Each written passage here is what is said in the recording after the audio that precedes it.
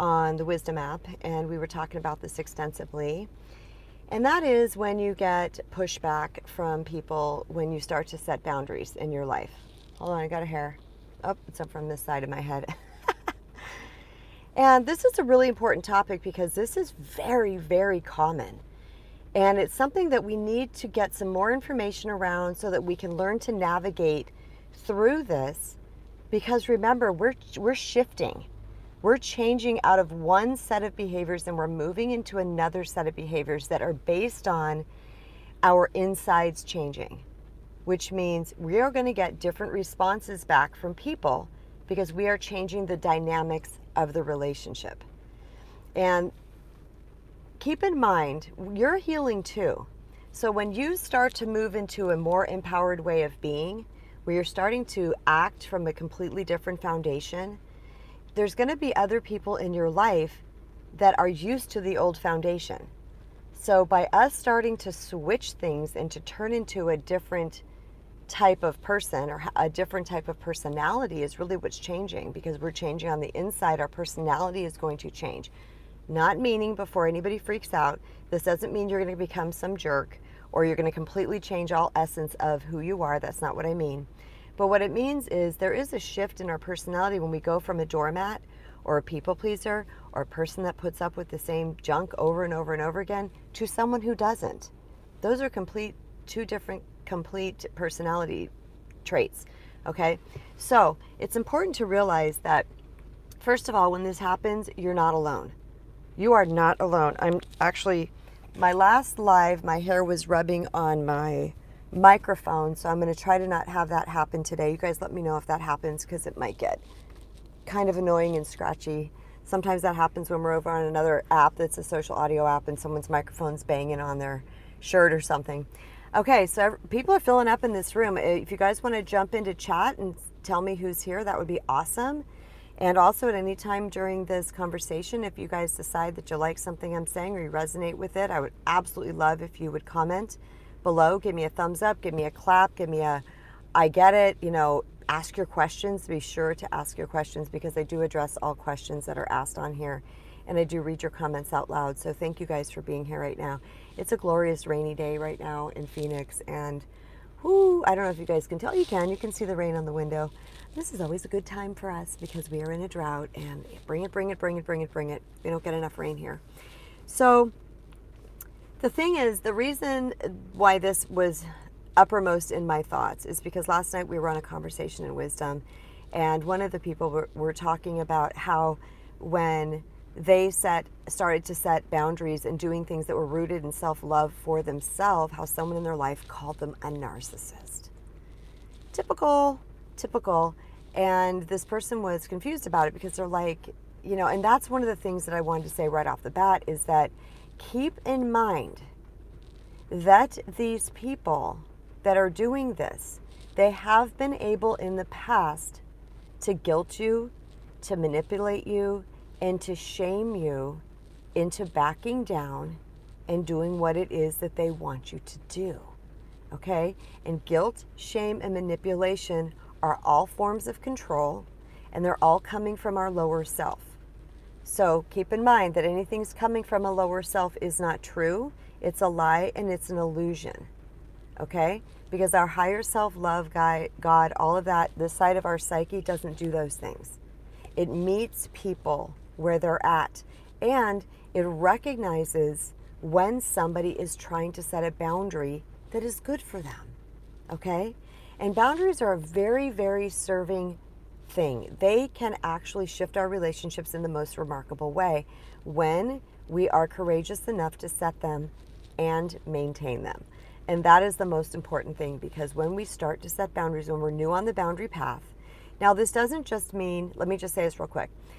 I could set boundaries like a mofo. I had no problem calling right from wrong. I had no problem saying, hey, that was not cool. That was not nice. That made me feel like this, whatever. I'm thinking back to my 20s and earlier, even earlier before that, and even in my 30s.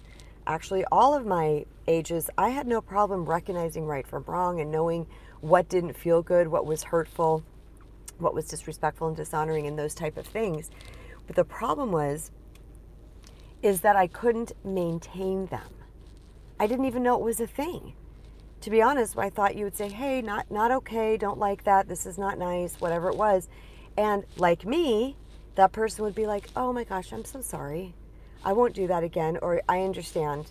And they meet you that boundary and they never do it again. Or if it's a habitual thing that they do in their own mind, it's a habit, it's something that is just on automatic from them, it might take them a minute, but they're conscious of it and they want to change the thing. Okay, I actually talk about that in my book, my upcoming book that is going to be released on April 11th. Okay, April 11th. Here's what's really fascinating, you guys, about my book is that I always had a really good feeling about this book. It's really, if I say so myself, it's very special because it's written 100% from my heart. You're going to get a lot of my own personal stories in there and things that have happened to me and ways that I have shifted my own life and have attracted and created completely different experiences and completely different people to where my life is so full of high vibe people right now and people that love and respect and honor me. But here's the thing. My publisher, the way you do this is you upload first the Kindle version. Right now she's sending me back and forth the hard copy, the paperback version for edits, just to make sure it's just part of the process. They send it to you, you look through it. Well, there were some changes that needed to be done on the cover, so we sent that back. Meanwhile, the Kindle version was uploaded, and she messaged me the other day, and she's like, have you or anybody, have you been telling people to buy this book? I'm like, no, I'm telling everybody to wait till April 11th. My book has already, it was in 2 days, I don't know what it's doing now, but in 2 days, my book reached number 18 out of 100 top new releases in spiritual healing. And she was like, I don't know, this doesn't make logical sense because that's not ever happened to her before. And I wrote back one thing, God. Because the energy that I have around this book is so loving and so grateful and so beautiful that it shocked me, but it didn't shock me, which is kind of what manifesting looks like, by the way.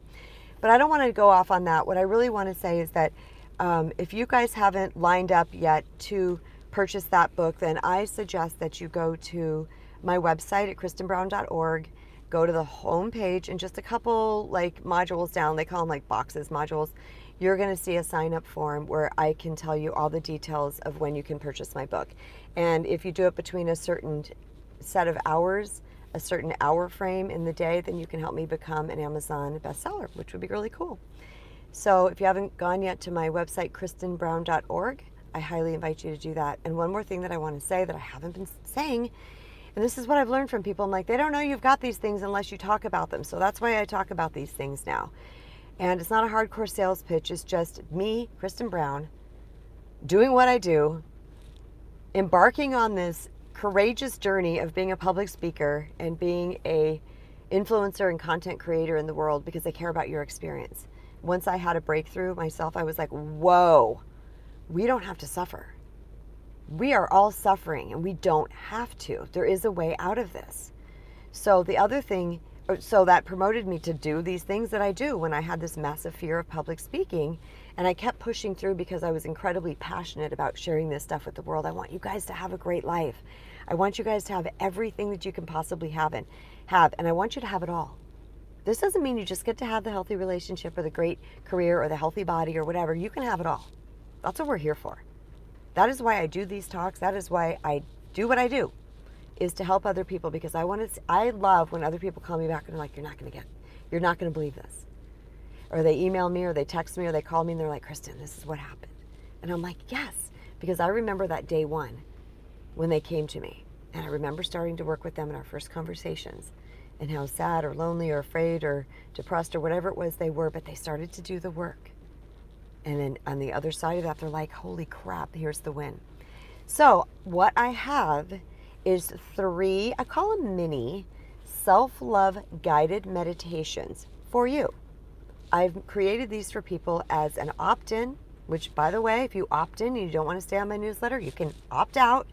That is your choice, but you can find that also on my website at kristenbrown.org.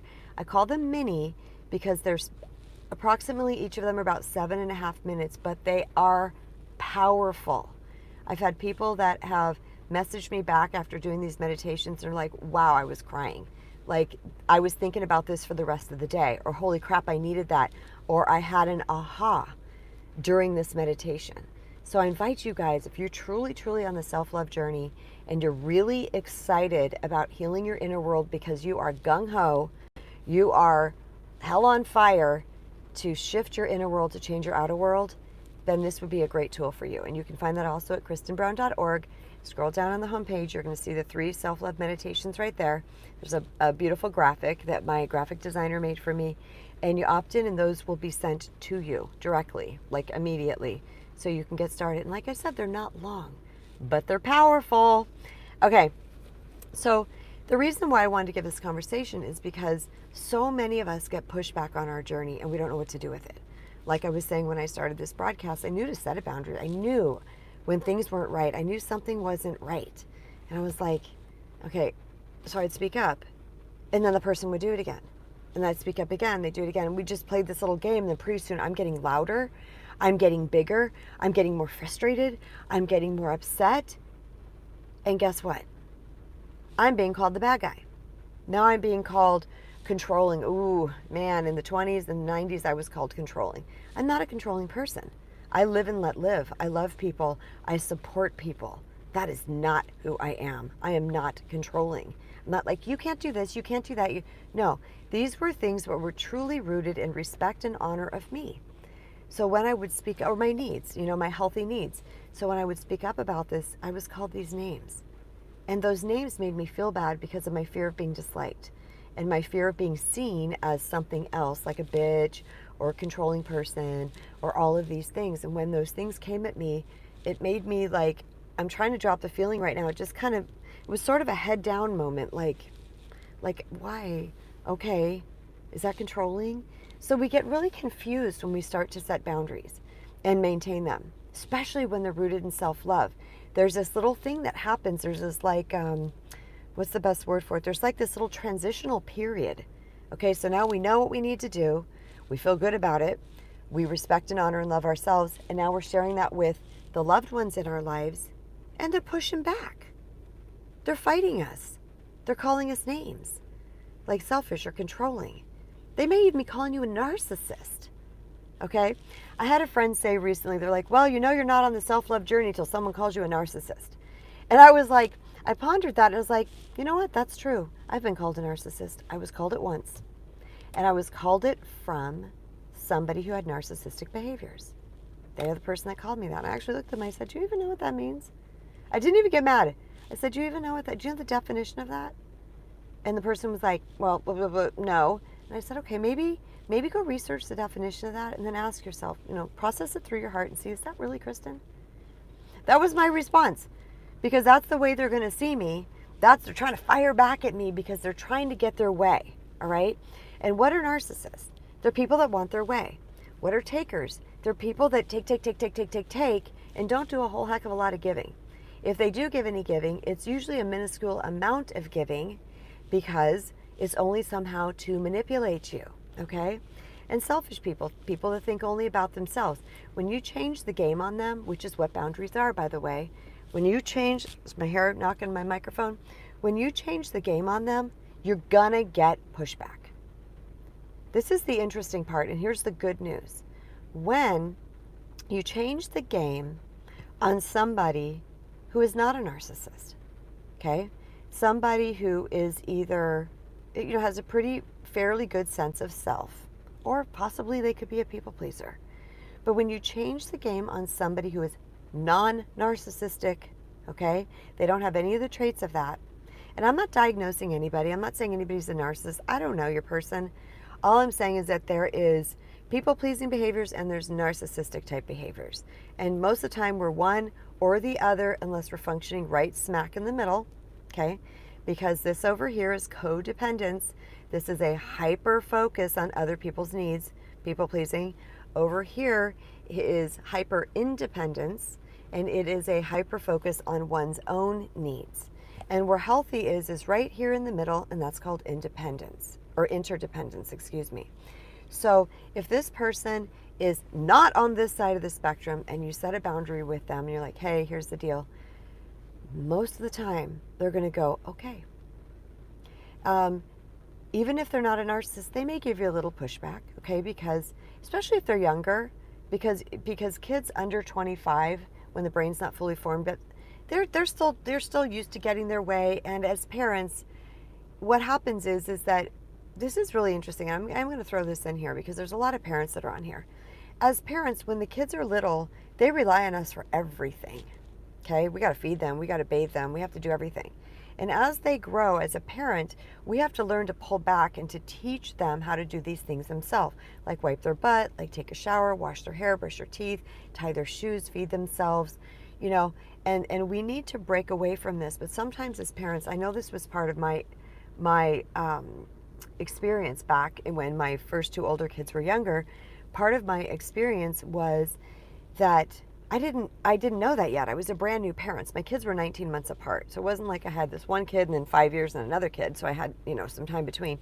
My first two were very close together. So I was kind of raising them together. And what I noticed is, and also working mother, and a lot of that times I was single parenting. Whether I was with my first husband, who we worked opposite schedules, so I was alone a lot, or then I was single, or when I was with my second husband, where he was an overseas pilot, so he was gone a lot, 5 to 6 weeks at a time. So I didn't really have, you know, any other input or whatever. So I was doing all this a lot of my own, and I didn't really realize when it was time to pull back and to let them fly on their own. I knew at some point, like teaching them to feed themselves and stuff like that and bathe and whatever. But there's a time when we're so used to saying yes to them because they're small that we stay in that pattern because we got a whole bunch of other life that's happening. Okay, so we stay in that pattern over and over again until eventually we've kind of turned them into little mini takers. Now, that does not mean that they're narcissists, so don't get me wrong here. Narcissists are created from a whole different set of things, which is not of this talk, but you can find it all over YouTube if you're interested in that. But what happens is that we can be catering to their needs. Sometimes we can be enablers in things. So even with our children, we're going to have to start to set and maintain healthy boundaries with them. Okay, and kids are innocent. Actually, we're all innocent children of God, but kids, you know, you got to think that their brains aren't fully formed yet. First of all, their brains aren't fully formed yet. They haven't completely developed their neuro infrastructure, right? It's not, their brain's not fully formed yet.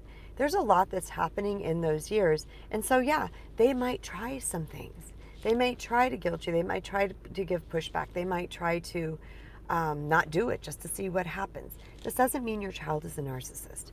But I am bringing them up into this conversation because I got a lot of pushback from my kids. And it didn't mean anything. They grew up into being amazing kids.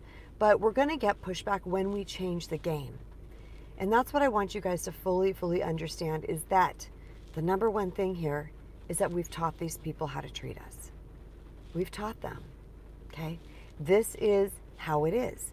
Now, interestingly, sometimes, all right, we're at a certain level of energy when we attract somebody into our life. Okay? I'm not talking about children at this point. We're at a certain vibration. Okay? We attract this person in on this level. And we're matching them on that level, else we wouldn't attract them, because energies that don't align don't attract. Okay? They miss each other. They're like on two different freeways. But energies that are aligned will attract. That doesn't mean you're exactly like that person or anything like that. It doesn't mean your personality traits are the same. It just has to do with an energetic vibration. And keep in mind, if you are an overgiver, then you're going to attract somebody who's an overtaker, because that is the same energetic frequency. Okay? Coffee sip. Hold on.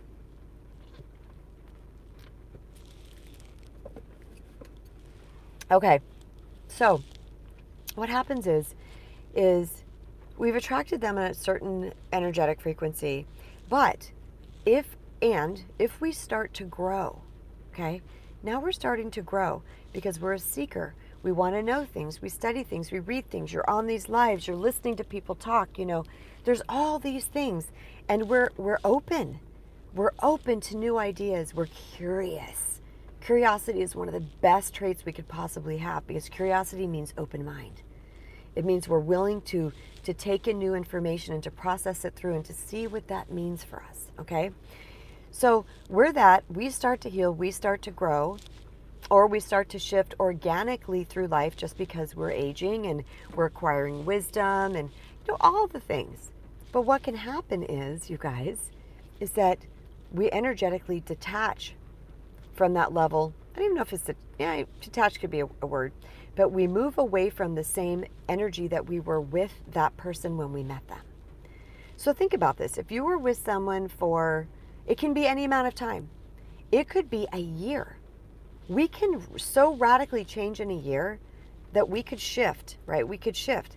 Now, don't let this freak you out, because here's what's interesting. When I give talks, this little feeling will come up inside me that someone's like, oh shit, does that mean I'm going to grow away from this person? I have to leave this person? Don't freak out about this. I'm merely talking about setting boundaries with people and why you get pushback, okay? That's a whole other conversation. So when we move away, we start to heal, we start to grow, we start to change, we start to evolve, right? Then how we're going to show up in the world is going to change, all right? We can't not, because our infrastructure has changed. This is why I say healing from the inside out. When we change our inner world, our outer world is going to shift with it. It can't not. It can't not, because we're thinking differently. We have reset the foundation of how we're showing up. Instead of showing up disempowered, fearful, afraid of not being liked, afraid of people leaving us, I have to be the peacekeeper in household. This is a big thing for a lot of people. I know many people in my life that had to be the peacekeeper. I was one of them. Okay, and I have just several other people in my experience that had to be the peacekeeper because of whatever else was going on in their childhood. That is how their brain told them to manage the situation, okay? So we have these things that we bring with us forward into relationships, but we start to grow, and we start to change, and we start to heal, and we start to evolve, and then we start to see things differently. And when our perspective changes, okay, I always say this, a change in perception creates a change in direction. So if our perspective has been this, I need to cater to people, I need to let them do whatever they do, I need to say yes to everything, I need to over accommodate, all those things that we're doing. Play peacekeeper, don't speak up, play small, don't confront, don't talk about things that should be talked about, that need to be talked about for a healthy relationship. Do you hear all those things that I just listed? Those are all aspects of people pleasers, and that's on a spectrum, because you may be some of those things or maybe not, or all those things, okay? But when that's the focus, all right, when that's unconsciously what your unconscious is driving you to do, when you shift that perception from doing all those things to self-love, true self-love, personal empowerment, respect and honor of self, when you make that perception, your behaviors, again, shift in perception creates a change in direction. So now your behaviors are going to start to look different. Look differently? Not sure if that's an adverb or what. Anyway, they're going to start to look different. I'm going to use that. And you're going to start to show up in the world a little bit different. And you're changing the game. And I'm saying changing the game is just fun use of words, okay? You're changing the game on the person. They're used to getting their way with you, guys. They're used to having it their way. They're used to guilting you, manipulating you, subtly, little barbs, little digs, little passive aggression, little, you don't love me, or if you loved me, you do this, or, you think you're all that, or who knows. They come up with all the things to try to get you to do something different, all right? And I remember when I was on the healing path, this is something like 12 years ago. I'm still on the healing path. Let me rephrase that. When I first went through my college of Kristen, this was something like 12 years ago. And I remember that I had my 16-year-old daughter would go out and go to work and do stuff somewhere around that age. She was very late going to bed during this time, and she would wake me up in the middle of the night to talk to me about some drama or trauma that she had going on. Okay, and she had a lot of drama and trauma at that time. So she was always in, I don't want to say trauma, a lot of drama at that time. And I would show up thinking I was being the good mommy. I'm the good mom, I'm always here for you, which was very important to me and one of my highest values.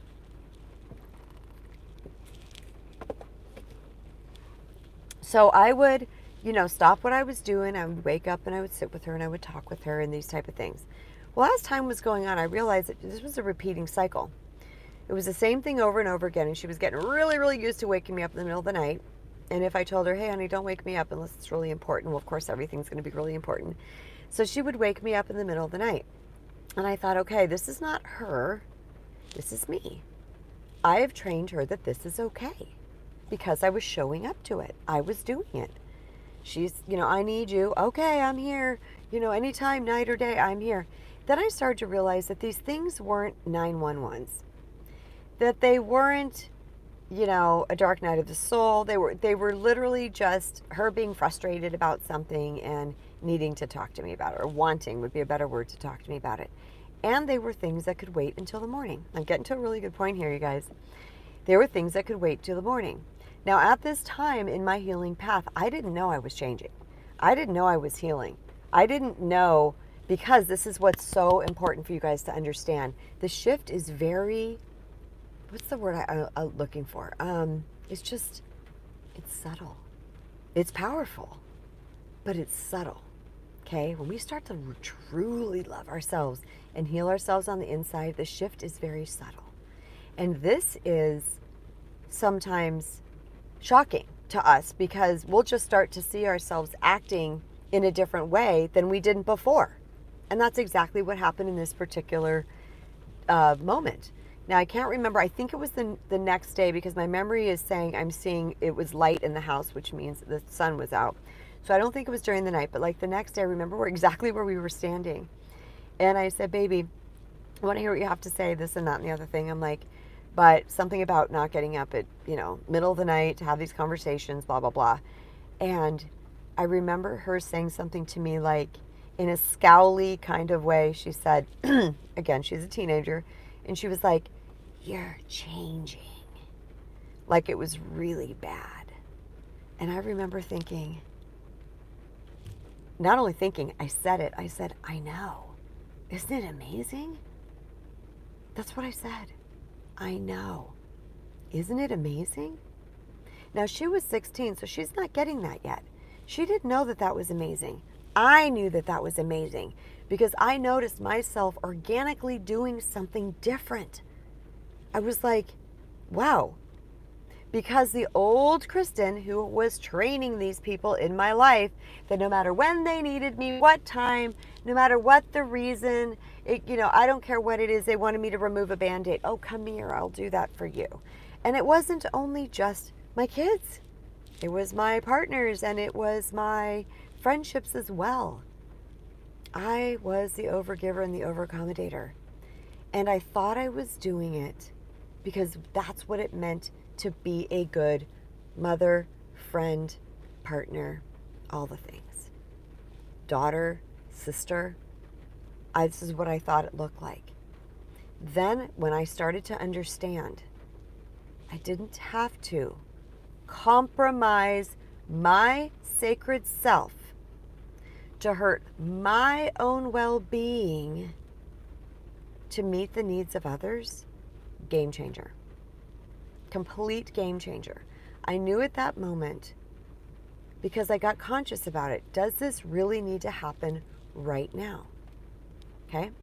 And I realized, no. And I always get back to those people. It's not like, if it is a 911 situation, of course, I'm there with bells on as fast as I can possibly be. That's just who I am. That's who I always am. And I'm going to remain that person because I like that aspect of me, that I show up for people. However, I do now factor in discernment. Can I make this? Am I going to hurt somebody else if I do this thing for this person? Right? I consciously factor through all the pieces and parts because I do love to be there for people. Yet, I have to be very mindful about it now to be sure. So, if it was something that did not require a 911, like something's really horrible going on, I started to use discernment and I started to get pushback. And now, here's the thing. I always got pushback from my boundaries. Always got pushback from my boundaries. Or I just got the people would blow it off and not do anything, with the boundary. They would just be like, yeah, okay. I just remember being like, so many times being told that I was something because I was setting a boundary. So often I was told, you're controlling, you're too sensitive, you're making shit up, you're Don't sweat the small stuff. That was, yeah, I remember that relationship. That was a big one. Don't sweat the small stuff. And if you know what, there's a book called Don't Sweat the Small Stuff, and it's all small stuff. And that is a completely different meaning to it. That's like basically like, I'm not going to get into all that, but that's like not attaching to things. That's a different story. I was trying to get respect. I was trying to get love. But that book was really popular at that time, and that partner loved to say, don't sweat the small stuff, and it's all small stuff. Because, oh, here's my other favorite. Oh my God. I would set a boundary with this person. I'd speak up about my feelings. Sometimes it wasn't even a boundary. It was like, hey, I'm feeling like this because of this situation, how you're behaving. Now I know, forgot my thought. It was so good. And like the next day, if we talked about it again, this person would say, get this, are you sitting down? That's in the past now. It just happened. It just happened. Oh, it's in the past. Because at that stage in the 90s, there were things about letting go of the past and don't stay rooted in the past and all these things, which again is serving. But this person utilized it in a way to manipulate me. And at each time I was like, well, it is in the past. And there is that thing about don't ruminate on things in the past. And, so I was really confused, which is why I'm making this for you guys today, because I'm hoping that you guys are going to get something from this. If you're someone who struggles in this, or you've got now people coming back in your life and trying to give you what for, because you're loving yourself. I took a thumbnail for this video, because I always do a thumbnail as before I record or after I record, to when I post it. And it was just like, I don't remember what it was, but I was like, because that's what it looks like. It's like, here I am I'm doing the right things. I'm doing the healing work. I'm showing up for myself. I'm self-evaluating. I've got self-awareness. I'm doing all these amazing things. And this is what happens. Because unknowingly, we think it's just going to go like amazing. That I'm strong now. I'm going to set this boundary and life's going to be great. No. There is a meme that's rolling around right now. It's actually Reels. And the Reels says, I have a disorder that's called, I tell the truth. I forgot how it's worded, but I tell the truth and it pisses people off. Okay? Because this is a thing. When you bring light and you're shining light on someone's darkness, on their cobwebs, they don't like it. And it could piss them off. That could be one thing. That's what the reel is, right? That's what the language is in that particular sound that's going around right now. But you could also, they may not like you. They may fight you. They may call you names. They may do all of these things. All of those things, my dear beloved soul siblings, is pushback. Okay? It's pushback. And the pushback is designed to make you fold, to make you feel stupid, to make you feel out of line, to make you feel guilty, to make you feel ashamed, to make you feel like you're controlling or you're some type of a-hole. All right? And when we're deep in the people pleasing, it works. But as we start to heal, we are better able to set and maintain these boundaries. But yet, I call it this, you guys. I always say this, and I love this analogy. Anytime that I've healed from something that has kept me stuck, whatever it might be, I call it like the healing is walking towards the bridge. Okay? And then there's a bridge. Okay? This is before the healing or during the healing. Okay? We walk towards the bridge. And then, as we are getting healed in that particular thing, we actually cross the bridge. Okay? Now we're in the new landscape.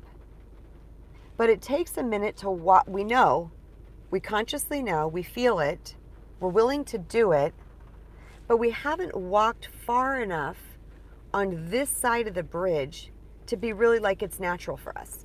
Okay? The shift has happened, but we're still having to be very conscious about it. And this is a very crucial place for us, because there's two trains of thought here. One, any spiritual advancement we don't go backward from. But if we're still a little shaky in what we're doing, we've learned a lot, we know a lot, but we're not really sure what this means because we've not encountered it before.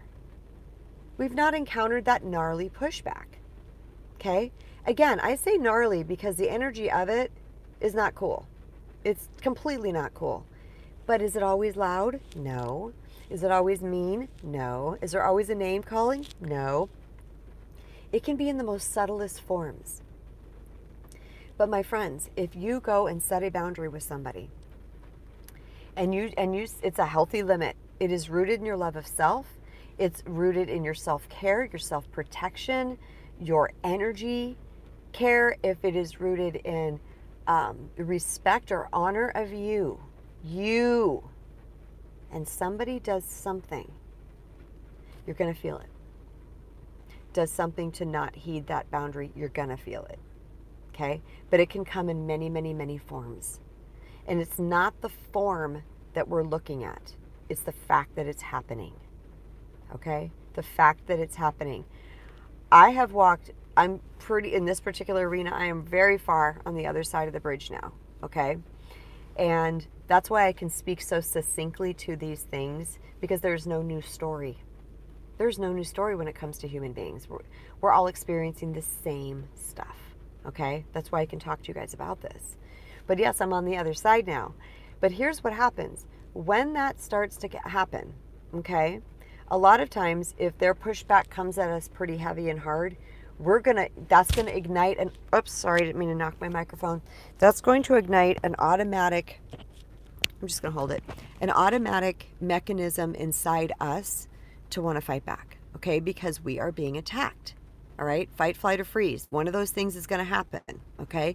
Because when we are being attacked, whether it's by a lion, or by a person, through words, the amygdala is still going to kick in because that's its job, and we're going to want to fight, flight, or freeze. That's what we're going to want to do, okay? And it's an automatic, it's a knee-jerk response. It's like when that doctor hits you in the knee and you go like this, okay? It's not something that we control, but yet we can slow it down, and I'll explain that in a second. But initially, we're going to want to fight back, or we're going to want to run, or we're going to want to hide, or we're going to want to fight or flight. You guys get it. Anyway, so we're going to want to do one of those things. But I invite you in that moment when that pushback happens to get quiet. Pay attention to what's going on. I want to run right now. I want to scream at this person. I want to fight back. I want to make them wrong. I want to convince. Okay? I want to hide. Whatever it is. Just get really, really conscious with what is happening in that moment. And know this. No matter what they're doing over there, no matter what color of the rainbow, what alphabet, what smell, what sight, what sound, what is happening over there, does not make your boundary wrong. And, drum roll, you don't need to convince them. It's still your boundary. Okay? Pushback is normal. They're going to do it. Remember, you taught them that it was okay. Right? Now, you may not have taught somebody that is brand new to your life. All right? If someone brand new walks in, you're brand spanking new and they do something, that's your opportunity to teach them right then. Okay? I'm talking about long-term relationships over some period of time, whether it's with partners or grown children or your parents or whatever. Any sort of adult-ish type person over 25 years old, and we've had an ongoing relationship with them. We have contributed. We have a part in the fact that they are doing the things that they're doing because we've allowed it. Own it. I allow that. That was so freeing for me. The day that I own that, I'm like, holy crap, I've made this okay. By not saying anything, by not speaking up and not maintaining a healthy boundary. I was afraid of losing the love. I was afraid of being alone. I was afraid of being called a bitch. I was afraid of being called controlling. I was afraid of all these things. But through my practice of self-love, okay, really, truly honoring, loving, respecting, protecting, and taking care of my sacred self, I know who I am. And I know what clean treatment looks like because now I'm giving it to myself. Now, this is a really big point, and I want you guys to sit down, strap in, get your water, do whatever. I'm going to take a sip.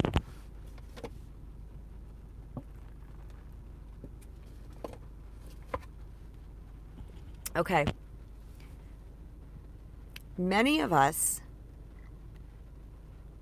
didn't know innocently and organically what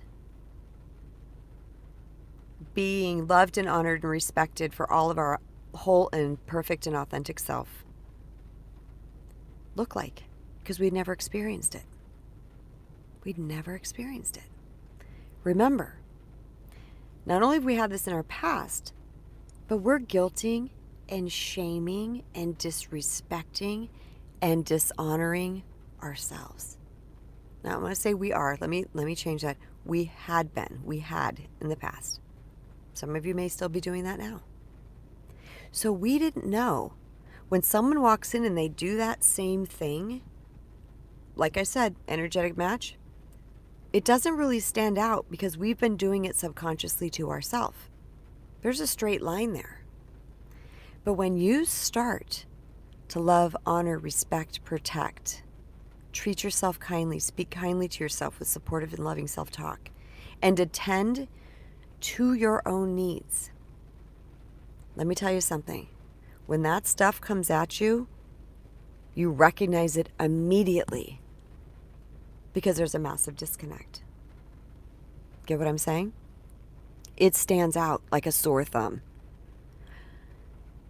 It is in that moment that it is our job, because we need to be our own best friends and our own best protectors and our own advocates, that we say, not okay.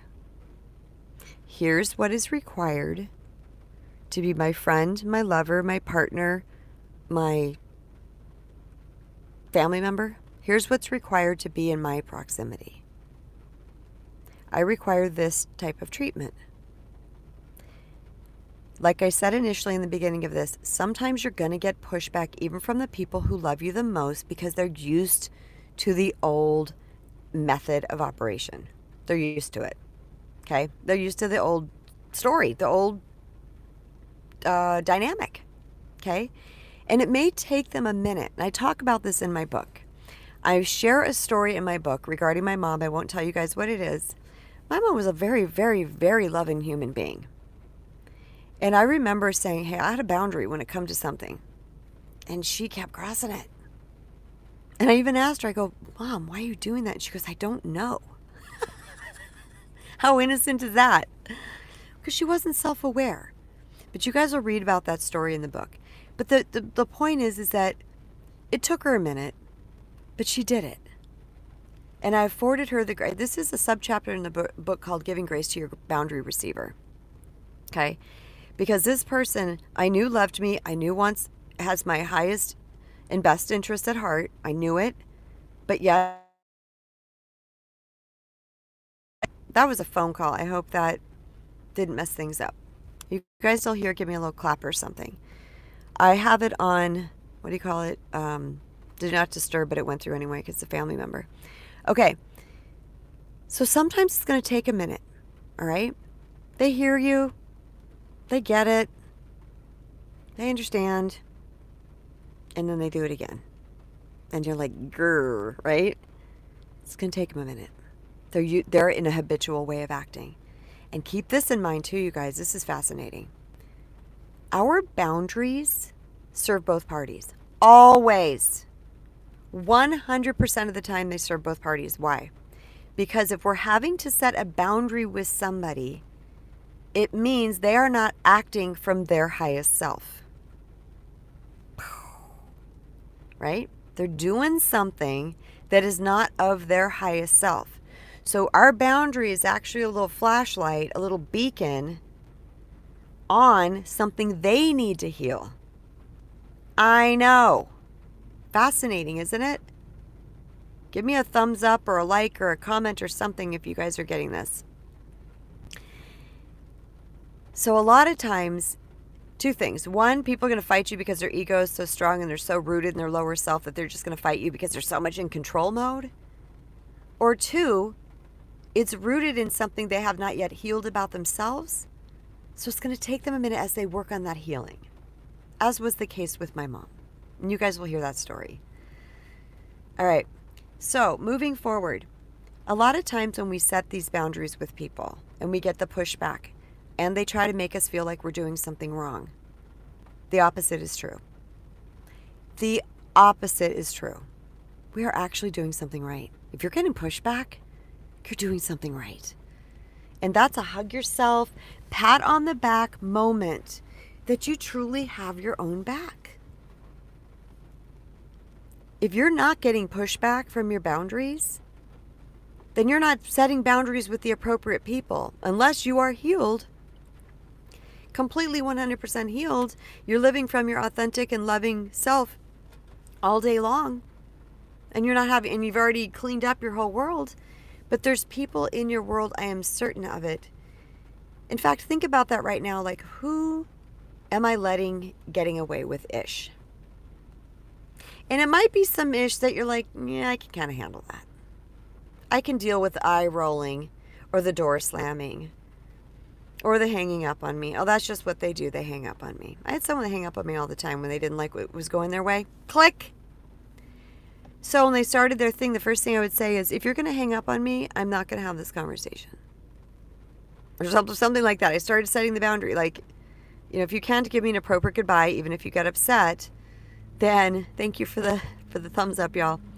If you're just going to get upset, I'm going to hang up. Because I don't need that energy in my vibe today. Or if they hung up and tried to call back, I didn't respond. No. That's unacceptable. You don't get to do that. See what I'm saying? Because in some of these things, people might think, oh, these are so little. What's the big deal? They're a big deal to me. They're disrespectful. If I feel a clenching, which is where it shows up in my body, a clenching in my chest, like it's a quick kind of a clenching, it's a restriction in my heart center, I know right there that something crappy just happened. Because let me tell you something, triggers happen in the head. Yeah, they may happen in the physical body, but when it is truly a disrespect of the line thing, that's where I feel it. And I invite you guys to get really, really in tune with where it shows up for you. Because that is going to be your indicator, okay, that something is amiss and a boundary is required. Okay? That's what's going to happen. You're going to feel that thing. So I know if I'm getting that clench happen, I mean, I could be with one of my family members that I love the most and we have an amazing time, and that person all of a sudden, they're going off about something, all of a sudden I feel that clench. I know. And it's not, remember, that we're conversing. So it's not like I'm just sitting here listening and I feel a clench. Okay, I'm talking about all of a sudden it starts coming at me in that disrespect or dishonor kind of mode. I feel it, and I will say, okay, hold on. I collect myself. I form the right words. And then I share. Here's how this needs to go. And I'm very soft. If we want to continue this conversation, because the way you're coming at me doesn't feel good. I can't stay in a conversation when you're coming at me like that. Okay? I do want to hear you. I know this isn't about me, but you're coming at me in some kind of a way. Okay? People who love you are going to go, okay, all right, and they're going to come back. And even if they're really frustrated, they're dealing with something, and they're like, but I'm just really frustrated. You're like, okay, you can be frustrated. Honor your emotions. Just don't attack me. I'm here. I'm listening. I got you. Okay? Practicing things like that with our family members yields the most remarkable exchange rate. It changes the dynamic in families like I cannot even tell you. And my family is living testimony of this. And trust me when I tell you, it wasn't always easy. It was messy. My two elder kids, they went at each other like, oh my God. My oldest daughter was, she's a very big, loud personality. My son was a more reflective and quiet personality. And she'd try to boss him around, and he'd, eventually he would blow up at her, and they're going at it, and he did not like her at some point. Not love, now they're best friends. Because, I should I tell you guys this story? I'm going to tell this story, because it's purposeful. When they went at it like this, because he would shut down and not speak up, Okay, I will address that in just a second. I think it's Dara or Dahara. I will address your question in just a second. Thank you for it. It's really good. Okay, so I would tell them to go out the back door. That's what I called them, like out the back door. They'd be like, what? I didn't care what temperature is out. I'm in Arizona. I didn't care if it was 115 or if it was 30 degrees. Sometimes it gets cold here. Out the back door. Yeah, they could take a coat or water or anything they needed, right? And I would say, you guys are going to sit out in that back door until you come to a conclusion. Till you guys can come in here and be peaceful. All right? Guess what happened? The loud one had to get quiet, and the quiet one had to speak up. And they would go outside and they would talk about it, and then they would come in, okay, I'm just picturing them. God, they're so cute. Okay, we talked about it, Mom. And they would come in and they would tell me. They later told me in life what happened is a lot of times they just eventually started laughing, which is great too, right? But they were learning to respect themselves on a completely different level. All right, I have a question that came up, so I'm going to answer that question. All right, here we go. Why do I act like what the person wants me or believes I am? Just for clarity, Dahara, would you mind writing just a little bit more, because I don't want to not answer based on what you're asking. It almost feels like they're telling you you're controlling, so then you start becoming controlling, or they're calling you a bee, so you start becoming a bee. Just, if you wouldn't mind giving me just a little bit more context to that question, because we are live, I would love to answer that for you. And in the meantime, I'm going to keep going.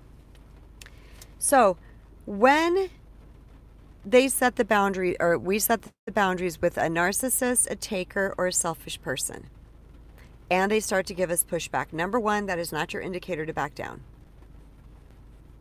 Okay, you said yes exactly, but I'm not. Okay, so you become those things. Why do you become those things? Gosh, this is a whole thing that I would actually need to talk to you one-on-one and to get more detail about the situation. But what I could say off the top of my head, what's coming in intuitively is this, that, okay, hold on.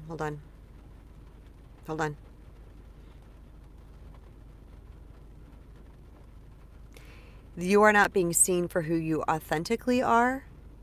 You are not being honored for who you are, your gifts, your talents, your beautifulness, your wonderfulness, and your value. Give me a thumbs up if that's, are you being honored for those things? Because if you're not being honored for those things, that is highly frustrating. Okay? I know there's a lag time here with this thing, so let's see if that could be highly frustrating, and then we can dip down into our lower self. Yes. Okay. Yeah. You're not being seen for those things, and your inner spirit is kicking and screaming. Girl, boy, I'm not sure if you're male or female. I'm assuming you're female, but I'm not sure based on your name. And other people have done that too, so I'm not picking on you. Other names on here, sometimes I don't know who they are, what gender they are. It was so my story, and I understand completely. I completely understand, because yes, okay.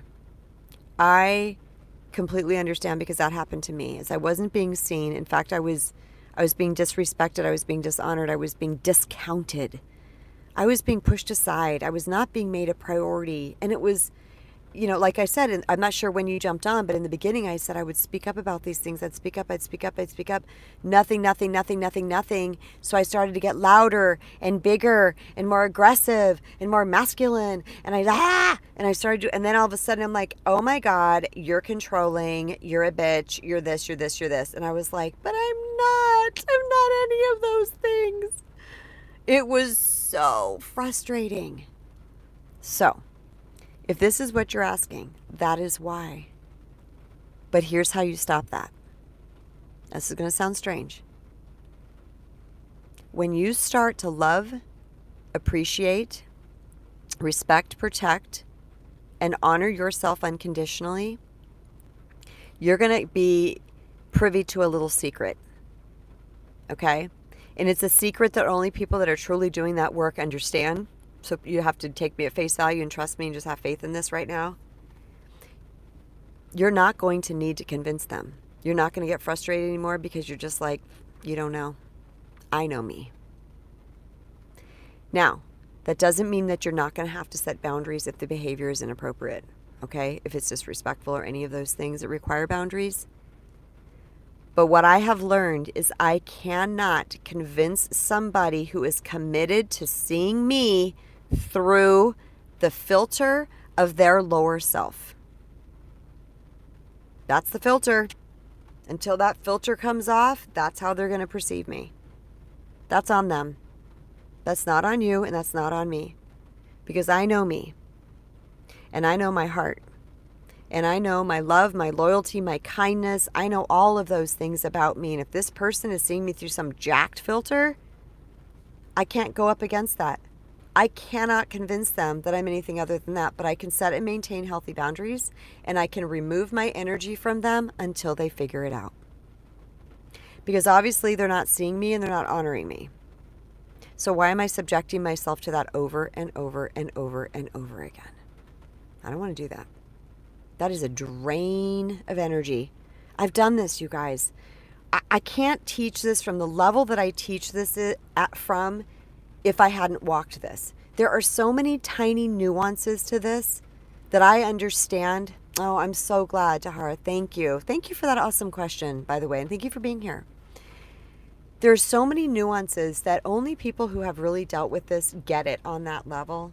And there's, frankly, probably no question that anybody has ever asked that I've not experienced. For God's sakes, I was in physically abusive relationships and stayed. Yeah, I don't know if it gets as pretty bad as it can get right there. Okay? I was a doormat. I was a people pleaser. I was afraid of not being loved, accepted, whatever. I was doing whatever it took to gain the approval of other people. Approval junkie. Okay? You guys know why my handle now on Instagram is self-love junkie? Because I used to be an approval junkie. Okay? So if you want my Instagram, it is self_love_junkie. JUNKIE. Self_love_junkie. JUNKIE. Okay? I really hope you guys jump over there. I do different stuff over there. I make silly reels. I post a lot in my stories. Yesterday, actually, if you jump over there soon, you'll be able to see I did a burn party. And I know I'm digressing, but I will get back to topic in a second. I recently have 3 closets in my house, and based on a lot of moves and a lot of quick moves that I had made, I had a whole bunch of memorabilia still from just the past, and I hadn't really gone through things.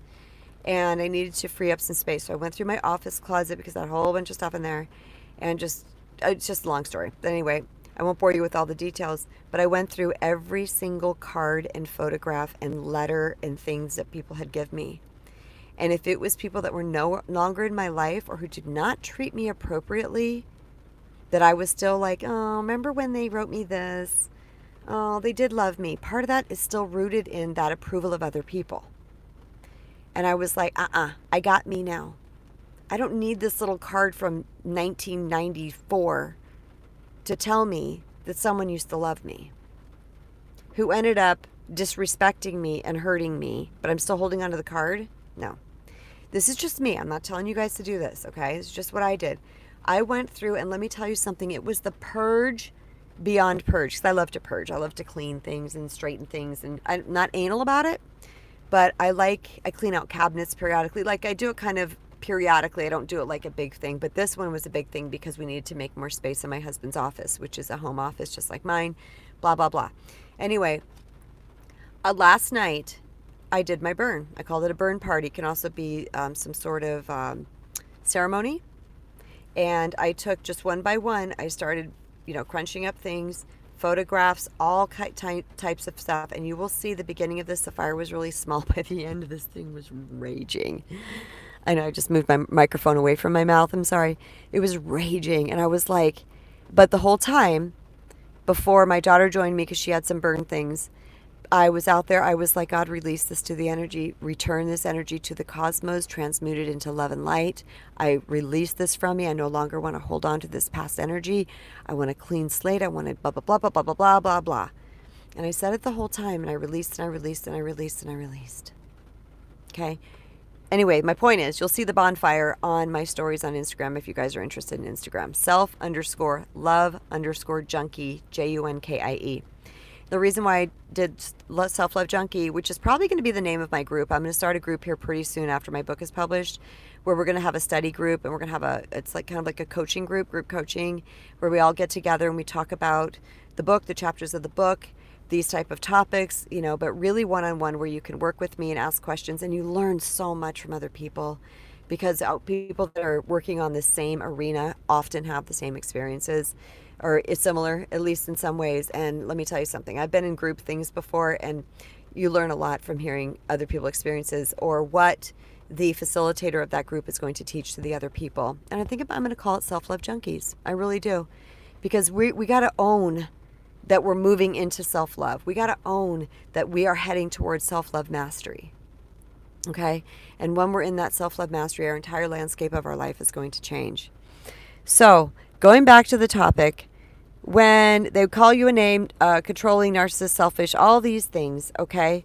Not your job to convince them, friends. Not your job to convince them. Your job is to maintain the boundary. Period. Now, when we make a request of a boundary, because a boundary is a request, okay? It's not control. We're actually requesting somebody do a certain thing, okay? We can't change them, and we cannot control other people, okay? We can't fix other people. We can't cure other people. We can't control them, and we cannot change them.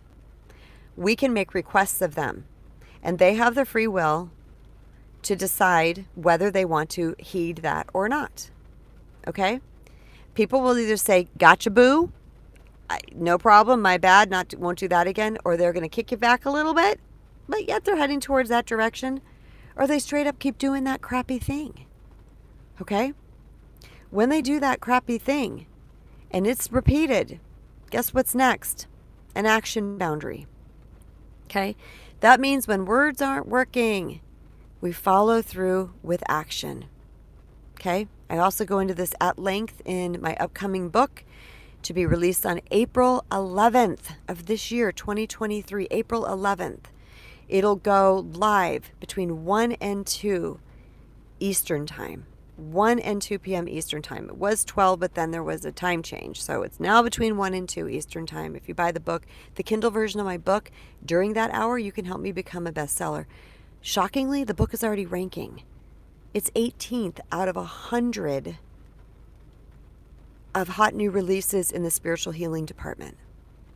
I haven't even released the book yet. It's already ranking. I knew it would. And I don't say that with arrogance. I say that because I can feel it. I felt it the whole time I was writing it. And everybody who talks to me about it says the same thing. They're like, this book. I'm like, I know. And they've never even read it. Like, people can... Anyway, so we got to follow up with action boundaries. Okay? And what that means is somehow we have to have a line that they don't get to cross. You act like this, here's my line, and I'm going to be on the side of it. And what that often means is that we remove ourselves energetically from their presence or their space or their energy, whatever it might be.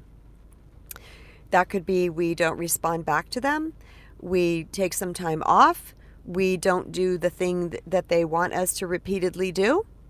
I'm thinking of someone right now who was setting boundaries with a partner regarding sex, something this partner kept trying to do, and this person said, no, I'm not, that's a line for me not doing this. This person kept trying to do it, and the person B, the one setting the boundary, was like, nope. And the other one's like, well, what? And they said, I told you I don't want that, so we're not having sex now, bye. And left. Like, remove themselves, the energy from the room. No, you're not respecting my boundary. We're not even going to go forward with this. See what I'm saying, you guys? You got to be willing to remove your energy from them. If they're not getting words, here's the thing. If people don't hear our words, they are forced to listen to our actions. They can't deny now.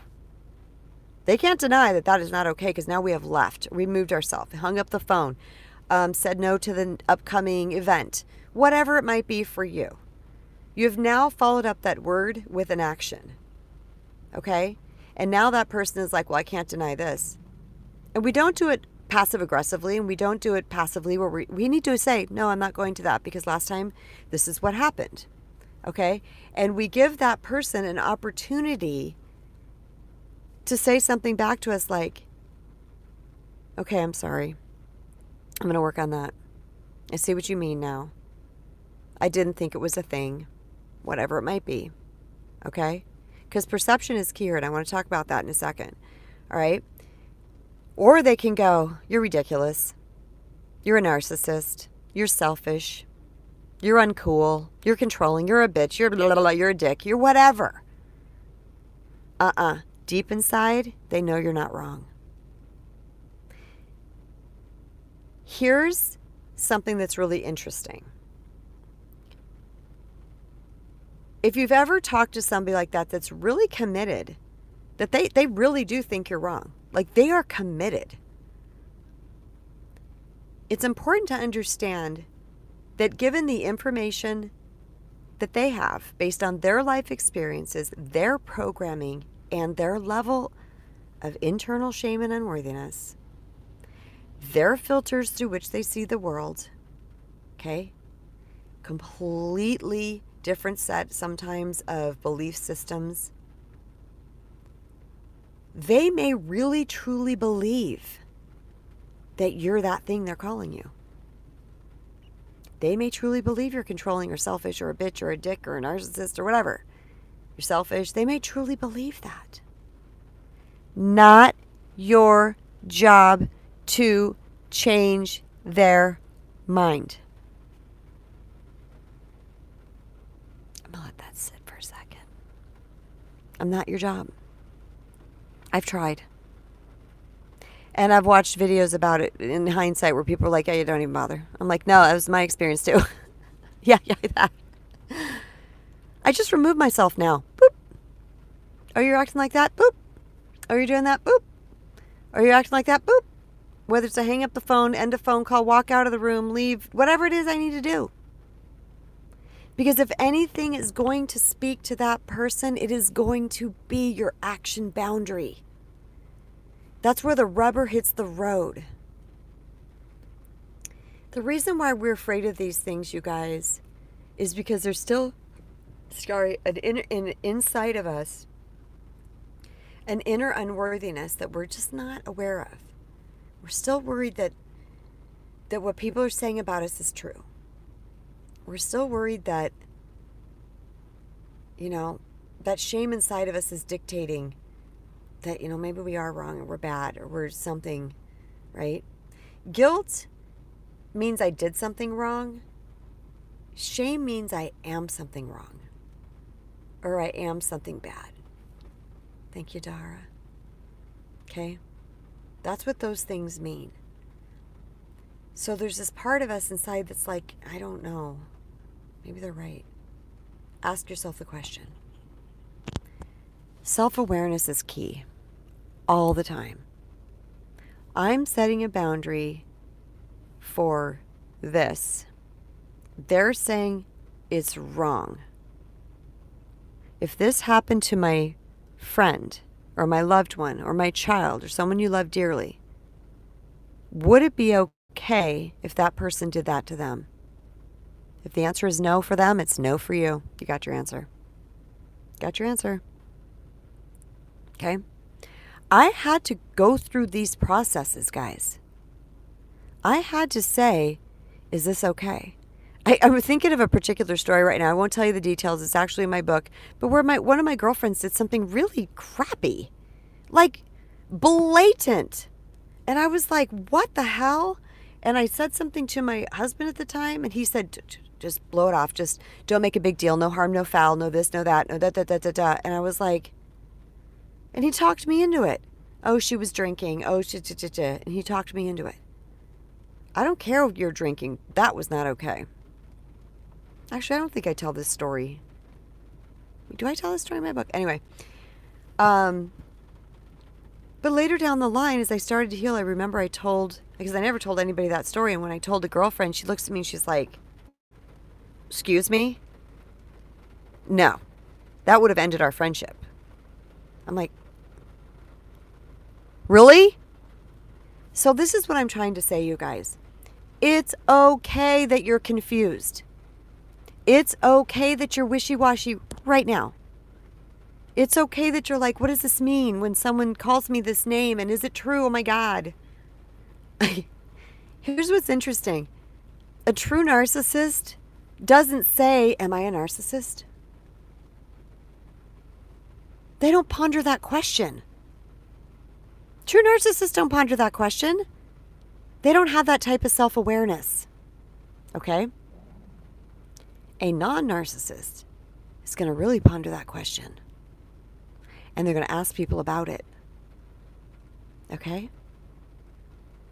Just because somebody is telling you that your boundary is wrong or your healing is wrong, and the way that you are showing up to whatever thing that whatever behavior they're doing is wrong, doesn't make you wrong. They are not your judge and jury. You will know that you are setting an appropriate boundary because there's going to be a feeling of relief, even if it's tiny, because it might be scary at first, okay? But there's going to be this feeling of, because you spoke up and you took care of you. And your inner you, your inner little you, needs this. Desperately needs your protection.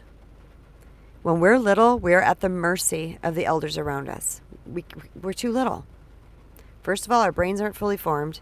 We're tiny. We're physically in stature. We're not listened to. We're not really paid attention to. Okay? No one's really taking what we have to say into account. We could have been in abusive environments. Whatever's going on, no one's listening.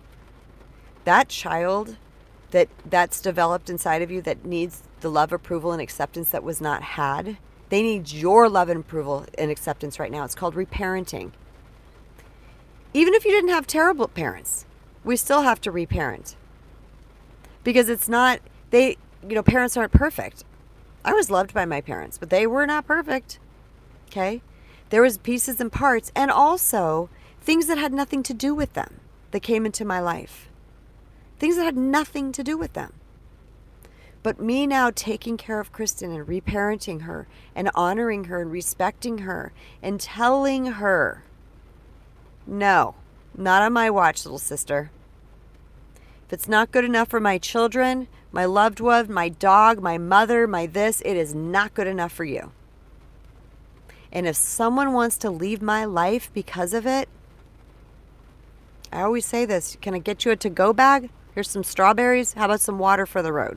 We always have water for the road here in Arizona. Bye-bye. Yes, it hurts. Yes, it sucks sometimes. Yes, sometimes we grapple with the space now that's in our life. Okay? But I will tell you this. The quantum field, universe, energy. Okay? Whenever there is a void, this is like nature abhors a vacuum, is what I've heard it said. I've also heard universe abhors a vacuum. Anytime there's space created, universe, nature, whatever you guys want to call it, God, is going to swoop in to fill that void. So that void is not going to be empty for very long as you keep in your vibration of faith. Because you can bypass that by rooting yourself in fear because you're going to lower your vibration. But when you know that nature and universe abhor a vacuum, that space is going to get filled, guess what it gets filled with? That new level of energy that was willing to let that person go. Boop! You've up-leveled. See what I'm saying? You've up-leveled. And universe is going to meet you now at this level because remember you attracted them in at this level. Okay? So you are going to up-level and attract something new and improved to you. That's something to celebrate. It can be scary. This is why it's a healing journey. And this is why I never am so bold to assume where you're at on your journey, because there is way too many moving pieces and parts in this. There's way too many levels of consciousness. There's way too many levels of perception. There's way too many levels of trauma and drama and programming. There's so many moving parts here that the best thing for me to do is to meet you with this information and allow you to piece it into your life with what fits and what doesn't fit. Keep the best, chuck the rest. That's what I always say. If there's one sentence on here that gives you some power, awesome. That's all I care about. I'm not here to heal you. I can't heal you. You have to heal you. In fact, at some point, someone called me a healer, and I grappled with that term. I'm like, healer? That means I'm healing people. But we heal ourselves. I'm not healing you. I'm healing. I heal me and just talk. You're healing you. I couldn't own the healer thing. I didn't like that. Also, the word expert. Expert's a really funky word. You're an expert in relationships. You're an expert in self-love. You're an expert in boundaries. You're an expert in da-da-da-da-da. And I was like, expert? I know a lot. I know a lot about a lot. I have a lot of wisdom and have a lot of experience. The word expert, though, for me energetically meant there was no room for growth. And I didn't like that. I didn't like that because I'm always growing. I'm always shifting. I'm always changing. I'm always healing. I'm always up-leveling. So am I really damn good at what I do? Yes. Am I an expert? If you want to call me that, that's up to you. You want to call me a healer, you can call me that too. Those are not terms that I say about myself. Okay? All right, so I want to move on. And I want to tell you this. Yes. So if you are setting a boundary and you're calling a name and you're getting this pushback, it's really important to know that, number one, that you trained them. If they're a long-term relationship, that it's okay the way they treat you like that. I owned it too. Don't be ashamed. By the way, never shame yourself for anything. It is absolute. I just thought of this. If I ever name a company, it's going to be called No Shame. Like a No Shame LLC. Because shame does nothing. All right? Shame is self-imposed. Shame is something that is going to keep us small and stuck. And on this healing journey, there is no place for shame. Shame is one of the lowest, densest, darkest energies we can have. Awareness, however, I trained them to be this way. I taught them that. Just notice it. Recognize it. Don't make it be a big, bold, drawn out, dramatic thing. Just, I trained them. That was me. Yeah, right? Okay, so when we own things like that, then we can say, okay, I can see what's happening now, and I'm going to shift into a different direction. All right? That's the most important thing, is shifting into a direction. So we own that we trained them that way. Now we're going to train them a different way. Okay? We're going to teach them to treat us differently. And that's amazing. Okay? So now we start to teach them differently because we're growing. We're growing. We're growing, and we're understanding our worth for the very first time. We're understanding who we are. Okay? We're loving and honoring ourselves, and different behaviors are going to follow that. Okay? Then we are going to teach someone what is now, it's actually an up-leveling of how to treat us. But here's another most important part. Remember, I said this in the beginning, that boundaries serve both parties. Always and every time. They can't not. Because boundaries, if we're needing to set a boundary, that means that somebody else is imposing their will onto us. Okay? They're pushing into our sacred self. Okay?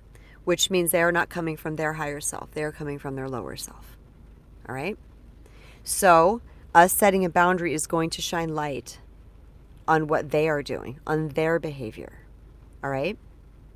So it's never wrong to set a boundary, ever, ever, ever, ever. It is always serving to both parties involved. So I want to leave you with this last thing. On this healing journey, please give yourself grace. Okay? Forgive yourself for your missteps. Forgive yourself when you didn't do that empowered thing that you hoped you would have been able to do. Forgive yourself, give yourself grace, and do it better next time. One of my favorite prayers is, God, I forgive myself. I release myself from this. Please help me to recognize and do better next time. Okay? Because you have authority and dominion on yourself. And here's the thing, you're not going to be alone. Okay? Just because someone thinks your boundary, one little person thinks your boundary is wrong, guess how many people are going to be so effing proud of you for setting it? Okay? There's only the person that really sees it as wrong is someone that wants to control you and is taking from you. They're the person that is seeing this as wrong. Okay? They don't like that you changed the game. They don't like that you changed the dynamic. They want it like the old way. They want you kowtowing and succumbing and accommodating and doing all those things that you do. Okay? But that's not good for them either because you're enabling them. Okay? So when we know these higher truths, when we know that there's a better way to do this, and it is serving for everybody involved, okay? Then, for me, that gave me the courage to continue on my journey. All right, you guys, I super appreciate it. Everybody who jumped in today and listened and commented, gave me the likes. If you're new here, I invite you to subscribe and turn on notifications, and don't forget to give me a thumbs up and to share with someone that you love. If you have somebody you think could benefit from this, that is struggling in this department, healing from people pleasing, who needs to learn and set and maintain healthy boundaries, learn self-love, whatever it might be, please turn them on to my channel. I'd super, super appreciate that. And I just want to say thank you again for everybody who came, and give me a little thumbs up. I love your thumbs ups, and that actually helps my channel when you do that. So I'll talk to you next time, everybody. So much love. Remember to go love yourself because you matter. All right, peace.